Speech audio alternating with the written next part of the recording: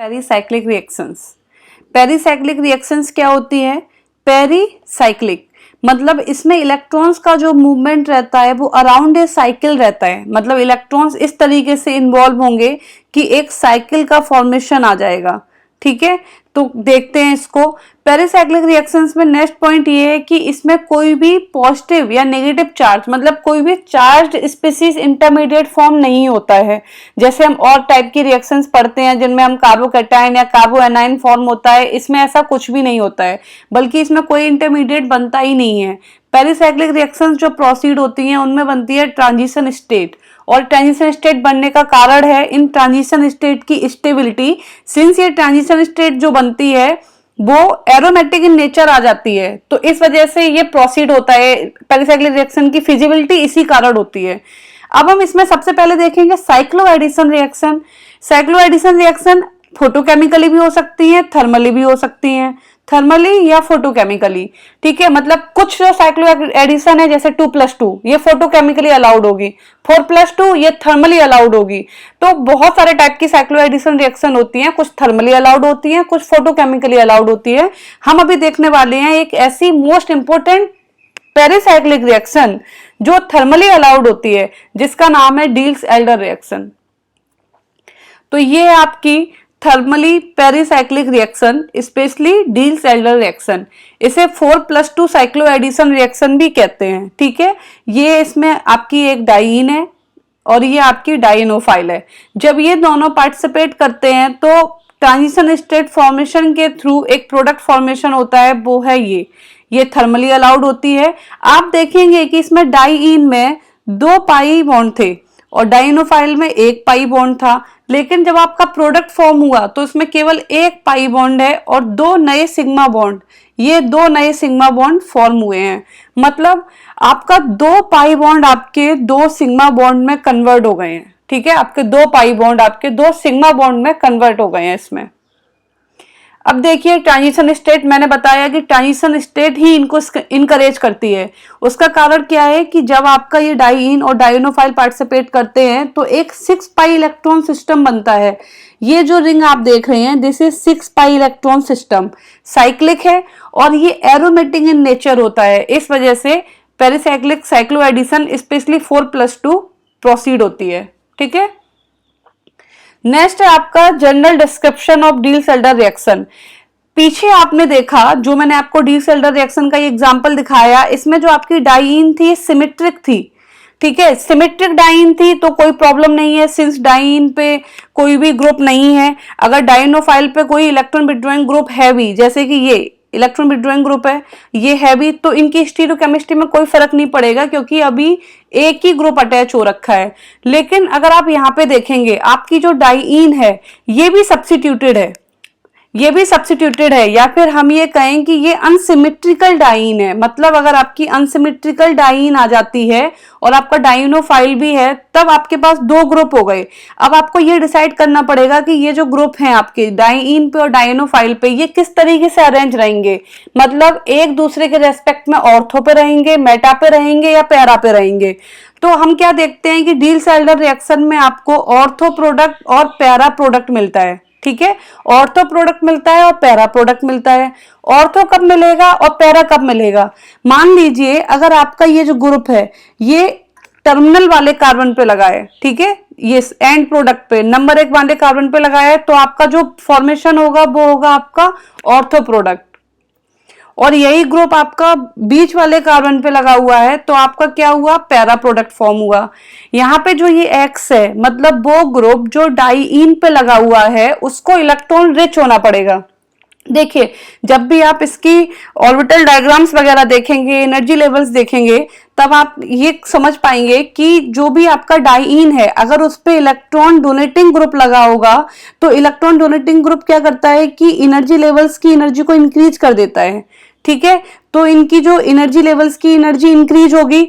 और डाइईन पे जब इलेक्ट्रॉन विड्रॉइंग ग्रुप लगा होता है जैसे CHO, COR या जो भी ये ग्रुप्स दिखाए हुए हैं, ये एनर्जी लेवल को डाउन करते हैं, तो डाइइनोफाइल का एनर्जी लेवल थोड़ा सा डाउन आता है और डाइइन का एनर्जी लेवल थोड़ा अप जाता है। तो क्या होता है कि ये दोनों जिनको होमो लुमो को पार्टिसिपेट करना होता है उनकी एनर्जी अप्रोक्सीमेटली क्लोज हो जाती है और ये रिएक्शन प्रोसीड हो पाती है। ठीक है, तो ये कारण है कि डाइइन जिसको ज्यादा से ज्यादा इलेक्ट्रॉन रिच करना है, क्योंकि ये अटैक करेगा इस पे, डाइइन एज ए न्यूक्लियोफाइल काम करेगा, इसलिए उसको इलेक्ट्रॉन डेंसिटी रिच करना पड़ेगा और डाइइनोफाइल जो है उसको इलेक्ट्रॉन डिफिशिएंट करना पड़ेगा। अब आप यहाँ पे देखिए कि जैसे ये तो सिंपल है आपका, ये सिंपल आपका मैंने एक एग्जांपल लिया हुआ है इसी का, तो इसमें सिंपल आप देखिए किस तरीके से 4+2 यहाँ पे प्रोसीड हो गया है डील्स-एल्डर रिएक्शन। मान लीजिए यहाँ पे अगर आप दो ग्रुप लगा देते हैं, मान लीजिए यहाँ पे आपने CH3 और CH3 भी लगा दिया, तब भी अभी कोई प्रॉब्लम नहीं आएगी, इसलिए क्योंकि अभी भी आपकी डाइन क्या है, सिमिट्रिकल है, अभी कोई प्रॉब्लम नहीं है। आप किसी भी तरीके से अरेंज कर लीजिए, प्रोडक्ट आपका एक ही बनेगा। ठीक है, दूसरा एग्जाम्पल आप ये देखिए, इसमें क्या है कि आपका ये डाइइन है। देखिए डाइइन के भी टाइप होते हैं, डाइइन आपका सिस डाइइन हो सकता है, आपका ट्रांस डाइइन भी हो सकता है, क्योंकि हम जनरली देखते हैं कि इस तरीके से डाइइन रहता है और इस तरीके से ट्रांस भी रहता है। तो किस तरीके डाइइन जो इसमें आपको चाहिए वो हमेशा सिस डाइइन चाहिए, तभी क्या होता है कि इलेक्ट्रॉन्स इस तरीके से एक दूसरे के कांटेक्ट में आ पाते हैं कि वो साइक्लिक ट्रांजिशन स्टेट का फॉर्मेशन कर पाते हैं और तब हमारी पेरिसाइक्लिक रिएक्शन प्रोसीड होती है। तो अभी आप इस वाले एग्जांपल को देखिए, सिंपली डाइइन है, ये आपका डाइइनोफाइल है और यहाँ पे आप ये देखेंगे कि ये ग्रुप, ये CH2 वाला कार्बन, ये ग्रुप जो इनसाइड द रिंग आ रहा था, देखिए इसमें इनसाइड द रिंग आ रहा है, ये आउट ऑफ द प्लेन चला गया, ये आउट ऑफ द प्लेन चला गया। ठीक है, और आपका NO2 ये आपका इंडो प्रोडक्ट बना। तो अब यहाँ देखो पहला कंक्लूजन हमने क्या देखा कि डील्स-एल्डर रिएक्शन में ऑर्थो पैरा प्रोडक्ट बनेंगे। दूसरा हम ये देख रहे हैं कि इसमें इंडो प्रोडक्ट बनता है। कहने को तो इंडो प्रोडक्ट जो है वो लेस स्टेबल होता है, लेकिन क्यों बनता है ये हम आगे अभी देखने वाले हैं। देखिए जहां हम बात कर रहे थे टाइप ऑफ डाइइन, ये आपका क्या है S सिस, ये आपका S ट्रांस। ये जो आपका सिंगल बॉन्ड है इसके रेस्पेक्ट में आप देखिए दोनों डबल बॉन्ड सेम साइड हैं, तो आपका S सिस, इस बॉन्ड के रेस्पेक्ट में ये दोनों डबल बॉन्ड अपोजिट साइड हैं, तो ये हो गया आपका S ट्रांस। ठीक है, तो आप ये देखिए कि जब S सिस पार्टिसिपेट करता है किसी भी डाइइनोफाइल से तो आपको डील्स-एल्डर रिएक्शन का प्रोडक्ट मिलता है। ठीक है, लेकिन अगर यही ट्रांस डाइइन है तो ये नहीं देता है, नो रिएक्शन। देखिए ऐसा नहीं है कि सारी के सारी ट्रांस डाइइन नहीं देती हैं, ये जो ट्रांस डाइइन होती है जो ओपन फॉर्म में होती है, थोड़ा सा ही एनर्जी मिलने पे ये कन्वर्ट हो जाती है सिस में, क्योंकि सिस ट्रांस आइसोमेरिज्म इसमें काम करती है और आपकी ट्रांस वाली कन्वर्ट हो सकती है सिस में। तो सिंस ये सिस में कन्वर्ट हो गई तो अब ये रिएक्ट कर जाएगी, इसलिए ये वाली जो आपकी डाइइन है ये देती है डील्स-एल्डर रिएक्शन। लेकिन कोई भी ऐसी डाइइन जिसमें जो रिंग में फ्यूज हो रखी है या जिसकी ट्रांसफॉर्म सिस में कन्वर्ट नहीं हो सकती है, मतलब जिसमें सिस ट्रांस आइसोमेरिज्म नहीं हो सकती है, वो रिंग में इस तरीके से फ्यूज हो रखी है कि वो अब सिस में कन्वर्ट नहीं हो पाएगी, तो वो डील्स-एल्डर रिएक्शन नहीं देगा। देखिए क्वेश्चंस इस टाइप से आ चुके हैं कि उन्होंने 4 आपको डाइइन दे दिया है, पूछा है कि इनमें से कौन सा फास्ट डील्स-एल्डर रिएक्शन देगा, तो वो डिपेंड करेगा कि कौन कितनी ज्यादा एक्टिवली दे सकती है। पहला टारगेट हमारा ये रहेगा देखने का कि कौन सी डाइइन सबसे ज्यादा सब्स्टिट्यूटेड है, मतलब जिसपे ज्यादा इलेक्ट्रॉन डोनेटिंग ग्रुप लगे होंगे वो सबसे ज्यादा रिएक्टिव हो जाएगी। उसके बाद आपकी सिस, नॉर्मल सिस आ जाएगी, फिर सिस और ट्रांस में कंपेयर करना होगा तो फिर सिस जीत जाएगी और ट्रांस जो है वो लीस्ट हो जाएगी। तो इस टाइप से आपको सिलेक्ट करना होता है कि आपकी कौन सी डाइइन सबसे ज्यादा रिएक्टिव होगी फॉर 4+2 साइक्लोएडिशन रिएक्शन। अब हम बात करते हैं स्टीरियोकेमिस्ट्री इन डील्स-एल्डर रिएक्शन। आपकी जो डील्स-एल्डर रिएक्शंस जो होती हैं ये स्टीरियो स्पेसिफिक होती हैं। स्टीरियो स्पेसिफिक होने का मतलब है कि मान लीजिए आपका डाइइन है, आपके पास डाइइन 2 तरीके से हो सकता है, सॉरी आपका डाइइनोफाइल भी आपका 2 तरीके से हो सकता है। मान लीजिए अगर आपका ये डाइइनोफाइल है, दिस इज योर डाइइनोफाइल, तो ये सिस भी हो सकता है और ये ट्रांस भी हो सकता है। ठीक है, तो इसमें भी अगर आपका सिस वाला डाइइनोफाइल पार्टिसिपेट करेगा तो आपका सिस प्रोडक्ट बनेगा, ट्रांस वाला पार्टिसिपेट करेगा तो ट्रांस प्रोडक्ट मिलेगा। सिंस यहाँ पे 2 डाइस्टेमर्स दो डाइस्टोमर्स हमको डिफरेंट डिफरेंट प्रोडक्ट दे रहे हैं, दो डाइस्टेरियोटॉपिक प्रोडक्ट दे रहे हैं, इसलिए हम कहेंगे कि ये स्टीरियो स्पेसिफिक रिएक्शन है। ठीक है, ओके तो जो मैंने अभी आपको एग्जांपल दिया जस्ट यही है कि यहाँ पे आपका डाइनोफाइल कौन सा है, सिस वाला है, डाइमिथाइल मैलेट। तो देखिए आपका यहाँ पे आपका जो डाइनोफाइल, इसकी जो स्टीरियोकेमिस्ट्री है वो सिस है। ठीक है, और यहाँ पे आपका क्या है, डाइमिथाइल फ्यूमेरेट है, सिंस ये ट्रांस है तो यहाँ पे आपके कैसे ग्रुप लगे हुए हैं, ट्रांस। तो इस वाले स्लाइड में मैंने क्या देखा, इसमें हमने ये देखा कि आपके डाइनोफाइल की स्टीरियोकेमिस्ट्री कैसी है। डाइनोफाइल की स्टीरियोकेमिस्ट्री अगर सिस है तो वो सिस ही जाएंगे, अगर ट्रांस है तो वो प्रोडक्ट में भी ट्रांस ही जाएंगे। अब हम आगे बात करेंगे डाइनोफाइल, सॉरी डाइईन। अब हम बात करेंगे डाइईन की स्टीरियोकेमिस्ट्री कि ये किस तरीके से चेंज करेगा रिएक्शन को। देखिए इसके लिए आपको सबसे पहले ये वाली रिएक्शन देखनी पड़ेगी। ये रिएक्शन में हम देखिए आप, ये जो है आपका डाइईन है, ये आपका डाइनोफाइल है। ठीक है, देखिए यहाँ पे डाइनोफाइल आपका एल्काइन है, एल्काइन में सिस ट्रांस का कोई कंसेप्ट है ही नहीं क्योंकि प्लेनर है, ये भी कार्बन प्लेनर है, ये भी कार्बन प्लेनर है, तो इसमें तो सिस ट्रांस का कोई सीन है नहीं। तो इसमें क्या होगा कि आपका सिंपल एस से सी बनेगा, एस से सी बनेगा। लेकिन अगर हम बात करें डाइईन की, डाइईन की हम बात कर रहे हैं तो डाइईन में आपका ये वाला जो ग्रुप है, ये जो कार्बन CH2 वाला जो इनसाइड द रिंग आएगा, देखिए जब ये 6 मेंबर बनेगा, देखिए ये 6 मेंबर बना है, यहाँ पे 6 मेंबर बना और आपका ये वाला कार्बन आपका रिंग के अंदर आ गया, तो जो भी ग्रुप आपका इनसाइड द रिंग आएगा साइक्लो एडिशन में वो जाएगा अबव द प्लेन। कैसा जाएगा, अबव द प्लेन। और ये चीज आप यहां से देख सकते हैं, देखिए ये कैसा गया, अबव द प्लेन। तो इससे ये कंक्लूजन निकला कि वो ग्रुप्स आपके डाइईन में जो ग्रुप्स इनसाइड द रिंग आएंगे उन्हें आपको अबव द प्लेन रखना है। और जो देखिए जैसे आप इस वाले एग्जांपल को देख लीजिए, इस वाले एग्जांपल में ये हाइड्रोजन है, उस तरीके से क्लोज रिंग तो नहीं है जैसे ये ऊपर अभी बताया, लेकिन हाइड्रोजन है। जब ये 6 मेंबर्ड रिंग बनेगा, मतलब ट्रांजिशन स्टेट बनेगा, तो ये हाइड्रोजन क्या होंगे, इनसाइड द रिंग आएंगे, रिंग के अंदर आ जाएंगे। ठीक है, जैसे कि मान लीजिए यहाँ पे अंदर ये आ जाएंगे आपके H इस तरीके से, तो जो भी रिंग के अंदर आएगा उसको हमको अबव द प्लेन लेके जाना है। इस वजह से यहाँ पे आपके हाइड्रोजन की स्टीरियोकेमिस्ट्री क्या है, अबव द प्लेन। और आपके ये बचे हुए पीएच हैं, ये आपके जाएंगे बिलो द प्लेन, मतलब जो रिंग के बाहर होंगे वो बिलो द प्लेन और जो रिंग के अंदर आएंगे वो अबव द प्लेन। इस वजह से आपकी H जो है वो अबव द प्लेन है और आपके पीएच जो है वो बिलो द प्लेन है। ये स्टीरियोकेमिस्ट्री डिसाइड हुई है इससे, क्योंकि सिंस इसमें ये जो रिंग, ये वाली जो ये बनी हुई थी CH2 ग्रुप वाला, ये कैविटी अब अंदर नहीं जा सकती थी। इस कैविटी को अरेंज इस तरीके से किया गया है कि ये रिंग के अंदर आ रही थी, इस वजह से इसको अबव द प्लेन माना। तो कंक्लूजन ये निकाला कि जो भी ग्रुप्स इनसाइड द रिंग आएंगे उनको अबव द प्लेन ही रखना है। ठीक है, तो ये इससे इसका कंक्लूजन निकला और यही स्टीरियोकेमिस्ट्री है डाइईन की। डाइनोफाइल की हमने बात कर ली, लेकिन डाइईन की स्टीरियोकेमिस्ट्री यही है। अब देखिए नेक्स्ट है आपका इंडो रूल। आपका जो डीसेल्डर रिएक्शंस होते हैं इनमें जो प्रोडक्ट फॉर्मेशन होता है ये इंडो और एक्सो दोनों बन सकते हैं। मान लीजिए ये जो ग्रुप अटैच हो रखा है ये वाला, ये आपका यहाँ पे एक्सो भी बन सकता है और आपका इंडो भी बन सकता है। अगर आप नॉर्मल स्टेबिलिटी की बात करते हैं तो नॉर्मल हम ये बोलेंगे कि ये जो रिंग है, रिंग की कैविटी है और ये वाली रिंग है, ये जितनी ज्यादा दूर रहेंगी एक दूसरे से उतनी ज्यादा स्टेबल रहेंगी। तो ऑब्वियस है कि हमारा एक्सो ज्यादा स्टेबल होता है। हम बहुत सारे फैक्टर्स में देखते हैं कि एक्सो प्रोडक्ट हमारा स्टेबल होता है क्योंकि स्टेरिक हिंड्रेंस नहीं होती इसमें। कहीं ना कहीं जो इलेक्ट्रॉन्स के रिपल्सन की वजह से हिंड्रेंस होती है वो ये रिलैक्स करता है। लेकिन इंडो प्रोडक्ट हमारा लेस स्टेबल होता है जनरली, क्योंकि ये जो यहाँ पे जो ये रिपल्सन होता है ये बढ़ जाता है। लेकिन डीसेल्डर रिएक्शन में आप ये देखेंगे कि मेजर प्रोडक्ट अनस्टेबल होने के बाद भी मेजर प्रोडक्ट आपका यहाँ पे इंडो ही होता है। इंडो इज मेजर प्रोडक्ट, और इसका कारण क्या है वो भी आप आगे देखेंगे।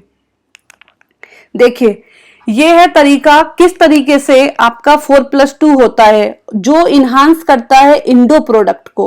इंडो प्रोडक्ट को होने का कारण ये होता है कि जब भी आपकी डाइईन और डाइनोफाइल कांटेक्ट में आती हैं तो आपका जो डाइईन है उसमें जो देखो डाइईन, ये था आपका डाइईन, जब ये पार्टिसिपेट करता है तो ये दोनों पाई बॉन्ड तो गायब हो जाते हैं, यहाँ पे एक नया डबल बॉन्ड बनता है। ठीक है, तो ये जो नया डबल बॉन्ड मतलब डेवलपिंग डबल बॉन्ड, जो नया बॉन्ड अभी जनरेट हो रहा है वो इंटरेक्शन करता है डाइईनोफाइल के इलेक्ट्रॉन विथड्रॉइंग ग्रुप के साथ। डाइईनोफाइल के पास इलेक्ट्रॉन विथड्रॉइंग ग्रुप होगा, वो इंटरेक्शन करता है डेवलपिंग मतलब नए बने हुए डबल बॉन्ड के साथ। इस वजह से इसे बोलते हैं सेकेंडरी इंटरेक्शन, सेकेंडरी इंटरेक्शन। और यही सेकेंडरी इंटरेक्शन कारण होता है इंडो प्रोडक्ट के मेजर फॉर्मेशन का। ठीक है, तो ये कारण है क्यों डी सल्डर रिएक्शन में इंडो प्रोडक्ट बनते हैं। ठीक है, ओके। तो अब आप देखिए नेक्स्ट, ये एक क्वेश्चन है आपका, मान लीजिए इस क्वेश्चन को आपको सॉल्व करना है। तो इसमें आपको इतना पता चल रहा है कि एक डाइईन दी है 4 पाई इलेक्ट्रॉन सिस्टम है, एक डाइईनोफाइल दिया है मतलब 2 पाई इलेक्ट्रॉन सिस्टम है। ठीक है, ये दोनों पार्टिसिपेट करेंगे, 4+2 देंगे और हमें एक डी सल्डर रिएक्शन का हमको प्रोडक्ट मिलेगा यहाँ पे। अब क्वेश्चन ये है कि इन दोनों में से कौन सा सही है। आपको फोकस करना है स्टीरियोकेमिस्ट्री पे, आपको फोकस करना है स्टीरियोकेमिस्ट्री पे। इसमें आप देखेंगे CH3 CH3 CHO तीनों की तीनों एक ही साइड है। इसमें आप देखेंगे कि ये जो डाइईन पे जो ग्रुप लगे हैं वो तो बिलो द प्लेन है, लेकिन डाइईनोफाइल पे जो ग्रुप लगा है वो अबव द प्लेन है। तो ये आप किस तरीके से डिसाइड करेंगे, इसको आप किस तरीके से डिसाइड करेंगे। देखिए अभी तक मैंने आपको जितना भी बताया है तो उसमें मैंने आपको ये बताया है कि आपका जो डाइईन है उसमें जो अंदर ग्रुप जाएंगे वो अबव द प्लेन जाएंगे, तो वो तो दोनों में है, इसमें भी H अबव द प्लेन है H और इसमें भी है। तो वो जो ऊपर मैंने कंसेप्ट बताया उसका और इसका जो डाइईनोफाइल में ग्रुप है उनकी स्टीरियोकेमिस्ट्री का भी कोई सीन नहीं है, तो ये तो दोनों में है, फिर से कंफ्यूजन की बनेगा कौन सा, तो वो अब हम आगे देखेंगे। ठीक है, देखिए किस तरीके से होगा। मैंने जस्ट अभी आपको बताया कि इसमें जो नया डबल बॉन्ड अभी बनेगा, ये नया डबल बॉन्ड जो बनेगा वो इस कार्बोनिल के साथ इंटरेक्शन दिखाता है, जिसे हम सेकेंडरी इंटरेक्शन बोलते हैं। मतलब इस कार्बोनिल को इस तरीके से ओरिएंटेड होना पड़ेगा कि ये इस डबल बॉन्ड की साइड आए जो अभी फॉर्म हो रहा है, तभी तो इंटरेक्शन प्रॉपर हो पाएगा। तो इनका जो कॉम्बिनेशन होता है, इनका जो रिएक्शन प्रोसीड होता है, साइक्लो एडिशन रिएक्शन जो होती है वो इस तरीके से होती है कि आपका जो ये डाइईनोफाइल है वो नीचे है, देखिए ये आपको यहाँ पे नीचे दिखाया गया है, वो नीचे आ जाता है और उसका जो इलेक्ट्रॉन विथड्रॉइंग ग्रुप है वो उस साइड आ जाता है जहां पे नया डबल बॉन्ड बनना होता है। ठीक है, तो आप इसको देखिए, आपको इस तरीके से रिप्रेजेंट करना पड़ेगा। कोई भी रिएक्शन प्रोसीड होने से पहले, उनके ग्रुप्स की स्टीरियोकेमिस्ट्री पता करने से पहले आपको उनकी ओरिएंटेशन को दिमाग में रखना पड़ेगा। तो क्या है आपका डाइईनोफाइल जो है इस तरीके से नीचे है और इसके ऊपर आपकी आएगी क्या, ये डाइईन, इसके ऊपर आपकी डाइईन आएगी और डाइईन का ये पोर्शन जहां पे नया बॉन्ड बनना है ये इस कार्बोनिल के इधर साइड आएगा इस तरीके से। ठीक है, यहाँ पे डबल बॉन्ड बनना है यहाँ पे और ये इसके पास आ रहा है क्योंकि ये सेकेंडरी इंटरेक्शन दिखा सकता है। तो अब आप ये देखिए, जो पॉइंट आपको कंसीडर करना है कि ग्रुप्स की आप जिस तरीके से ग्रुप्स रिप्रेजेंट किए हुए उनको कर दीजिए। तो आप ये देखेंगे कि ये सारे के सारे H, जितने भी तीनों H हैं ये आपके राइट हैंड साइड में हैं। ठीक है, और आपके ये वाला ग्रुप CHO ग्रुप, ये CH3 ग्रुप, नीचे वाला CH3 ग्रुप, ये सारे के सारे आपके राइट हैंड साइड में हैं। इसका मतलब ये जो ऑल 3H हैं ये सेम टाइप की ज्योमेट्री रखेंगे और ये सारे जो ग्रुप हैं CHO और 2CH3 ये सेम टाइप की ज्योमेट्री रखेंगे। ये कंक्लूजन निकला। तो ये तो आपको क्लियर हो गया कि जो CH3 और ये आपका फाइनल प्रोडक्ट है। देखिए यहाँ पे 2 प्रोडक्ट में आपको कंफ्यूजन था, ये 2 प्रोडक्ट थे, तो इसमें आपका सही प्रोडक्ट कौन सा है, ये वाला, क्योंकि दोनों CH3 और CHO दोनों राइट हैंड साइड में है। इसका मतलब उन तीनों का स्टीरियोकेमिस्ट्री सेम होगा। ठीक है, और मैंने बिलो द प्लेन क्यों रखा है, क्योंकि हाइड्रोजन इनसाइड द रिंग है तो वो अबव द प्लेन जाएंगे, इस वजह से ये तीनों बिलो द प्लेन हो गए और जो हाइड्रोजन है वो अबव द प्लेन हो गए। अब आप देखिए, मैंने जो आपको बताया था कि होमो लुमो इंटरेक्शन, जो मैंने आपको बताया था कि डाइईन में इलेक्ट्रॉन रिच देना होता है, तो वही है कि यहाँ पे इलेक्ट्रॉन रिच लगे हो सकते हैं। फिलहाल हमने एक नॉन सब्स्टिट्यूटेड नॉर्मल लिया है, ठीक है। तो हम देखते हैं किस तरीके से ये डी सेल्डर रिएक्शन होती है। तो हमने लिए डाइईन। पहली बात क्या है कि ये थर्मली अलाउड ही क्यों होती है। देखो, दो पॉसिबिलिटी मैंने बताई थी, थर्मली और फोटोकेमिकली, लेकिन डी सेल्डर रिएक्शन आपकी थर्मली अलाउड होती है। थर्मली अलाउड होने का कारण आपको इससे पता चल जाएगा। आप जब होमो लुमो इंटरेक्शन देखेंगे तब आपको यह समझ में आ जाएगा कि ये थर्मली अलाउड क्यों होती है। आपका ये जो होमो है, होमो में कितना है आपका 4 पाई इलेक्ट्रॉन्स, क्योंकि इसमें 2 पाई बॉन्ड है, 2 पाई बॉन्ड है मतलब 4 पाई इलेक्ट्रॉन्स। तो ये होमो है, होमो मतलब इलेक्ट्रॉन रिच है, तो है जो होमो होगा। तो होमो है तो इसका साई टू इसका होमो होगा, क्योंकि आप जब इलेक्ट्रॉन एनर्जी लेवल्स बनाएंगे तो इसमें क्या है, 2 इलेक्ट्रॉन इसमें, 2 इलेक्ट्रॉन इसमें, क्योंकि टोटल 4 पाई इलेक्ट्रॉन्स है। तो आपका होमो कौन सा हो गया, सिग्मा 2। आप सिग्मा 2 को जब ड्रॉ करेंगे, सिग्मा 2 को जब आप ड्रॉ करेंगे तो आप जानेंगे कि सिग्मा 2 है, और इसमें नोड कितना होगा, n-1 मतलब 2-1 मतलब 1। सिग्मा 2 में एक नोड होगा, सॉरी साई 2, इट्स साई 2, ठीक है। तो इसमें एक नोड होगा, ये Sai 2 not sigma 2। Wave function मतलब दूसरे नंबर का वेव फंक्शन आपका क्या है, साई 2, ठीक है। इसमें एक नोड होगा, तो एक नोड आपका कहाँ एग्जिस्ट करेगा, बीच में। बीच में एक नोड कैसे बन सकता है, इस तरीके से बनेगा। जब आप इस तरीके से लोब्स का आप जो लोब्स के फेजेस को देखेंगे, आप इस तरीके से लोब्स के फेज को जब रिप्रेजेंट करेंगे, तब आपका यहाँ एक बीच में लोब, ये आपका नोड आ रहा है, ठीक है। ये हो गया आपका होमो की बात। अब आप लूमो की बात करो, लूमो कौन सा होगा, केवल 2 पाई इलेक्ट्रॉन सिस्टम है, इसमें 2 ही पाई है, मतलब इसमें 2 पाई आ गए। इसका भी आपका क्या है, जो ये साई है, साई 2 इसका क्या होगा, लूमो। तो आप जब इसका साई 2 बनाएंगे तो इसका साई 2 बनता है ऐसे, देखो ये एक नोड है, क्योंकि 2 ही तो इसमें एक ही डबल बॉन्ड है, तो इस तरीके से ये इसका साई 2 बन गया। अब आप एक चीज देखिए कि इसके जो फ्रंटियर ऑर्बिटल्स हैं, दीज ऑर्बिटल्स, ये पार्टिसिपेट करते हैं इससे, यही तो ओवरलैप करेंगे।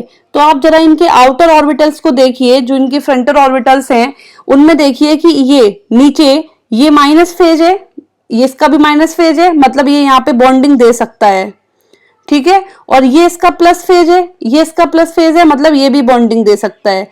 तो आप यहाँ पे एक चीज देखेंगे कि यहाँ पे भी बॉन्डिंग और यहाँ पे भी बॉन्डिंग, मतलब ये साइक्लो एडिशन रिएक्शन प्रोसीड होगी। इस वजह से ये थर्मली अलाउड होता है। अगर आप फोटोकेमिकली देखेंगे तो फोटोकेमिकली में आप क्या देखेंगे कि इसका जो है होमो आपका जो है वो हो जाएगा आपका साई 3, सिग्मा साई 3 हो जाएगा, ठीक है। और फिर क्या होगा, लोब्स की जो ओरिएंटेशन है, क्योंकि साई 3 में आपको 2 नोड चाहिए होंगे, एक नोड यहाँ चाहिए होगा, एक नोड यहाँ पे चाहिए होगा। तो क्या होगा कि आपका उस तरीके से ओवरलैपिंग हो नहीं पाएगी, एक बॉन्डिंग बनेगा, एक एंटी बॉन्डिंग बनेगा, तो फाइनली वो फॉर्मेशन होगा नहीं। तो यही कारण होता है कि इनका थर्मली अलाउड होता है 4+2। अब आप देखिए रीजियो सेलेक्टिविटी इन डी सेल्डर रिएक्शन। डी सेल्डर रिएक्शन में रीजियो सेलेक्टिविटी, जो हम आपको पहले बता के आए हैं कि डी सेल्डर रिएक्शन में ऑर्थो और पैरा प्रोडक्ट बनता है, वो क्यों बनता है उसका कारण अभी हम देखने वाले हैं, ठीक है। तो ऑर्थो और पैरा प्रोडक्ट बनने के कारण को देखने से पहले हम एक बार ये देख लें कि इनकी डाइईन और डाइनोफाइल के कौन से पोजीशन पे अटैक होगा। जैसे अगर हम पहले डाइईन की बात करें तो डाइईन में 2 पॉसिबिलिटी है, सिंस ये डाइईन जो है वो सिमेट्रिकल है, तो ये वाला कार्बन या ये वाला कार्बन, इन दोनों में से कोई एक पे अटैक हो सकता है, ठीक है। तो इन दोनों में से एक पे अटैक हो सकता है। तो मान लीजिए आपका, हम मान के चल रहे हैं कि हम H+ का अटैक करा रहे हैं, जैसे हमें इलेक्ट्रोफाइल का अटैक करवाना है। आपका जो इलेक्ट्रोफाइल आएगा, जिसे आप डाइनोफाइल बोल रहे हैं, वो एज ए इलेक्ट्रोफाइल काम करेगा। तो अभी वो बहुत बल्की है, तो बल्की ग्रुप को छोड़ के हम छोटे से इलेक्ट्रोफाइल पे टेस्ट कर लेते हैं कि कौन सा फॉर्म किससे अटैक करेगा। तो हमने माना कि हमारे पास H+ है, H+ को हम दोनों से अटैक करवा के देखते हैं। मान लीजिए हमने H+ को टर्मिनल वाले से लगाया, पहले कार्बन से, तो आपका जो रेडिकल बना वो 2 डिग्री बना और क्या बना, अलाइलिक बना, सॉरी कटाइन जो बना आपका 2 डिग्री बना और अलाइलिक बना। वही अगर आप दूसरे वाले कार्बन पे कराएंगे तो आपका कैटाइन कैसा बनेगा, 1 डिग्री, जो लेस स्टेबल है। तो अभी हमको क्या पता चला कि अब आने वाला जो डाइनोफाइल है वो इस वाले कार्बन पे, टर्मिनल वाले कार्बन पे ही अटैक करेगा। पहला पॉइंट जो कंक्लूजन निकला। अब हमारी ये वाली डाइन तो अनसिमेट्रिकल थी, सिमेट्रिकल थी तो कोई दिक्कत वाली बात नहीं है, लेकिन मान लीजिए ये अनसिमेट्रिकल हो जाए, अनसिमेट्रिकल हो जाए तो हमारा जो पहला वाला कंक्लूजन है कि उसको इस वाले कार्बन पे करना है वो यहाँ पे फेल हो जाएगा, क्योंकि अब अनसिमेट्रिकल है।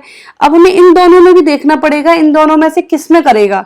तो हम एक एक करके करा के देखते हैं। ये हमने क्या कराया, जो लेस सब्स्टिट्यूटेड कार्बन था उससे कराया, यहाँ पे हमने मोर सब्स्टिट्यूटेड कार्बन से कराया।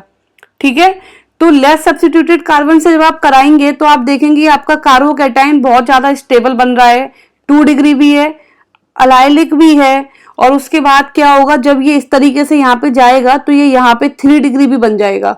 तो इसका मतलब क्या है कि अगर ये आपकी इस टाइप की डाइईन आ जाती है अनसब्स्टिट्यूटेड, तो आपको उस वाले पोर्शन को चुनना पड़ेगा जो कम सब्स्टिट्यूटेड होगा। ठीक है, ओके, डाइईन की बात खत्म हो गई। अब डाइइनोफाइल की बात करें। डाइइनोफाइल में तो कोई प्रॉब्लम है ही नहीं, सिंस ये आपका इलेक्ट्रॉन विड्रॉइंग ग्रुप है तो ये इलेक्ट्रॉन डेंसिटी को पुल करेगा, तो सबसे ज्यादा पॉजिटिव चार्ज इस वाले कार्बन पे जनरेट होगा, तो आपका जो डाइईन है वो इस वाले कार्बन पे अटैक करेगा। ठीक है, देखते हैं जो अभी हमने कंक्लूजन पढ़ा है एक बार उसको अप्लाई करते हैं। आपका डाइइनोफाइल हमने कंक्लूजन निकाल लिया, इस वाले कार्बन पे अटैक करेगा। आपका डाइईन जो कि अनसिमेट्रिकल है, इसमें भी हमने देखो अगर ये ग्रुप्स नहीं लगे होते, इसमें मान लीजिए ये वाले ग्रुप्स नहीं लगे हैं तो कोई दिक्कत नहीं है, फिर तो आप इसको कर सकते थे, डायरेक्ट कंबाइन कर देते, कोई प्रॉब्लम नहीं होती। लेकिन अभी यहाँ पे ये वाले ग्रुप्स लगे हुए हैं, तो अभी आपको डिसाइड करना है क्या कि ये वाला कार्बन करेगा। क्यों करेगा वो हम पीछे अभी बता के आए हैं जस्ट, क्योंकि ये वाले कार्बन से जब अटैक होगा तो कार्बोकैटायन यहाँ पे जनरेट होगा, फिर ये यहाँ पे आ जाएगा और कार्बोकैटायन यहाँ पे बहुत ज्यादा स्टेबल बन जाएगा। जो देखिए यहाँ पे ये फॉर्मेशन हो रहा है। ठीक है, तो ये क्लियर हो गया कि इस तरीके से ये क्यों अटैक हो रहा है। तो आप देखिए आपका जो ये प्रोडक्ट बना है कैसा बना है, ऑर्थो। तो ये आपको क्लियर हुआ कि ऑर्थो प्रोडक्ट कैसे बना। अब दूसरा केस ये है कि आपका जो डाइईन है उसमें जो ग्रुप लगा हुआ है वो इस वाले बीच वाले कार्बन पे लगा है। ये मैंने आपको स्टार्टिंग में ही बताया था कि आपकी जो डाइईन है उसमें ग्रुप अगर टर्मिनल वाले पोजीशन पे लगा हुआ है, मतलब 1 या 4, तो आपका ऑर्थो प्रोडक्ट बनेगा। अगर बीच वाले कार्बन पे मतलब दूसरा और तीसरे कार्बन पे लगा हुआ है तो आपका पैरा प्रोडक्ट बनेगा। तो ये पहली चीज मैंने आपको प्रूव कर दी कि ऑर्थो क्यों बन रहा है, और दूसरी चीज मैं यहाँ पे बता रही हूँ कि पैरा क्यों बन रहा है। जब भी आपका इस वाले कार्बन पे इलेक्ट्रॉन डोनेटिंग ग्रुप लगा होगा तो ये क्या करेगा, रिंग इलेक्ट्रॉन डेंसिटी को देगा और इसके पास में जो भी डबल बॉन्ड लगा होगा वो अटैक करेगा जाके डाइइनोफाइल पे। ठीक है, और डाइइनोफाइल का तो हमें पता ही है, यही वाला कार्बन करेगा रिएक्ट, और इस टाइप से आप देखेंगे कि आपका यहाँ पे पैरा प्रोडक्ट फॉर्मेशन हो गया है। ठीक है, तो ये तो हमने कर ली आपसे सारी डी सेल्डर रिएक्शन की बात। अब ये लास्ट बात हम आपसे करने वाले हैं इंट्रामोलिकुलर डी सेल्डर रिएक्शन। अभी आप ऊपर देख रहे थे डाइईन अलग था, डाइइनोफाइल अलग था। ठीक है, आपने D4+2 कराया, हो गया। लेकिन अगर आपको कुछ ऐसा कंपाउंड दे दिया जाता है जिसमें डबल बॉन्ड भी प्रेजेंट है, मतलब डाइईन भी प्रेजेंट है और डाइइनोफाइल भी प्रेजेंट है, और वो इस तरीके से ओरिएंटेशन पॉसिबल है कि वो इंट्रामोलिकुलर डी सेल्डर रिएक्शन दे सके, मतलब थर्मल कंडीशन वहां पे दी हुई है और इस टाइप का कंपाउंड दिया हुआ है कि आपको लगे कि हाँ इसमें इंट्रामोलिकुलर डी सेल्डर रिएक्शन पॉसिबल है, तो इन रिएक्शन को कराना कोई टफ काम नहीं है। आपको क्या करना है, इन रिएक्शन को आप सिंपली ये बॉन्ड जोड़ देंगे, आपके 2 सिग्मा बॉन्ड बन गए और यहाँ पे एक नया बॉन्ड फॉर्म हो जाएगा, ये ब्रेक हो जाएंगे। ये यहाँ पे टफ काम नहीं है, आपका काम है यहाँ पे इसकी स्टीरियोकेमिस्ट्री को देखना। ठीक है, तो आपको फोकस करना है स्टीरियोकेमिस्ट्री पे। आप क्या करेंगे, जब आपको नॉर्मल इस तरीके का रिएक्शन दिया हुआ है कि आपके जो आपका डाइइनोफाइल है, यहाँ पे डाइइनोफाइल कौन सा है, ये वाला ग्रुप, दिस इज योर डाइइनोफाइल। अगर आपका डाइइनोफाइल नॉर्मल है, उसमें कोई भी इलेक्ट्रॉन विड्रॉइंग ग्रुप नहीं लगा हुआ है, तो क्या करेंगे आप कि सिंपली उनके जो हाइड्रोजन है उनकी ओरिएंटेशन आप अच्छे से ड्रॉ कर लेंगे। अब आप देखेंगे यहाँ दोनों हाइड्रोजन अपोजिट साइड है, एक अप है एक डाउन है। ठीक है, तो मतलब दोनों ट्रांस हैं, तो आपका प्रोडक्ट हो गया ट्रांस। लेकिन क्या होता है, आपका प्रोडक्ट हो गया ट्रांस, देखिए इस तरीके से ये आपका प्रोडक्ट है ट्रांस, लेकिन इस वाले कंपाउंड में देखिए यहाँ पे आपका डाइनोफाइल में इलेक्ट्रॉन विड्रॉइंग ग्रुप भी लगा हुआ है। तो अब यहाँ पे प्रॉब्लम कहाँ आ जाती है कि जब इलेक्ट्रॉन विड्रॉइंग ग्रुप लगा होता है तो सेकेंडरी इंटरेक्शन को रिप्रेजेंट करने के लिए वो अपने आप को रोटेट करता है, और इस तरीके से रोटेट करता है कि वो उस साइड आ पाए जहां पे नया डबल बॉन्ड फॉर्म हो रहा है, क्योंकि उसी के साथ में तो वो क्या करेगा, सेकेंडरी इंटरेक्शन दिखाएगा। तो आप यहां देखिए कि किस तरीके से आपका ये वाला डाइनोफाइल वाला जो ग्रुप है वो रोटेट हो गया, और इस तरीके से रोटेट किया कि आपका ये जो है कार्बोनिल ये इस डायरेक्शन में आ गया है, जिससे ये सेकेंडरी इंटरेक्शन कर सके। सिंस अब यहाँ पे रोटेशन हो जाता है तो जो हाइड्रोजन जो सिंपली पहले ट्रांस आ रहे थे वो अब सेम डायरेक्शन में आ जाते हैं, सेम डायरेक्शन में, तो आपका प्रोडक्ट बनेगा क्या, सिस। देखिए यहाँ पे आपका प्रोडक्ट बनेगा सिस। तो ये हो गई आपकी इंट्रामोलिकुलर डी सेल्टर रिएक्शन, ठीक है। I hope you understand.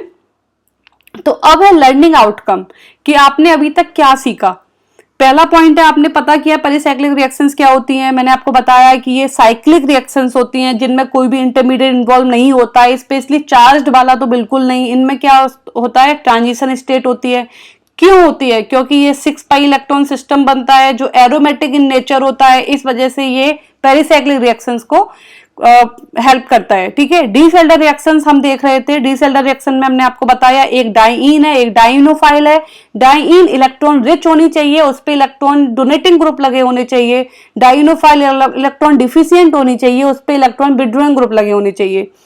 Stereochemistry of dance मैंने आपको बताया कि सिस वाला ज्यादा प्रेफर होगा। सिस में भी अगर 2 सिस में कंपैरिजन किया जा रहा है तो जिसपे इलेक्ट्रॉन डोनेटिंग ग्रुप होंगे वो सबसे ज्यादा रिएक्टिव होगा, और सिस और ट्रांस में कंपेयर करेंगे तो सिस जीतेगा, ट्रांस वाला नहीं, ठीक है। अगर ट्रांस आपका कैविटी के अंदर है या ऐसी रिंग के अंदर है 2 ट्रांस ग्रुप जो फ्लिप नहीं कर सकते, वो रिएक्ट ही नहीं करेंगे, वो डी सेल्टर देंगे ही नहीं।